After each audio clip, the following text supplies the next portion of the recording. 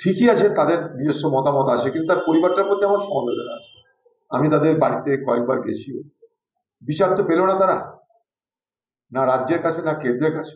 উল্লেখযোগ্য যে কেন্দ্র তা হলো পানিহাটি। সেখানেই এবার বিজেপি প্রার্থী অভয়ার মা।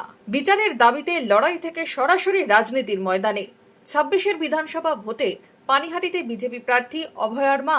অভয়ার মায়ের বিজেপির প্রার্থী হওয়া নিয়ে কি বললেন বহরমপুরের প্রাক্তন সাংসদ অধীর চৌধুরী। সেই একটা পরিবার আজকে বাংলায় হয়তো বিচারের জন্য পথ খুঁজছে, যে পথে গেছে সেই পথের বিচার হয় বলে আমি তো মনে করি না।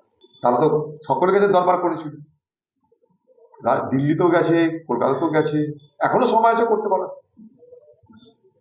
এখনো করতে পারো, সময় আছে। সিবিআই তো গোটা ব্যাপারটাকে ধামা চাপা দিয়ে দিল। এখানকার পুলিশ আর সিবিআই বনে কোনো ফারাক দেখলাম না আমরা।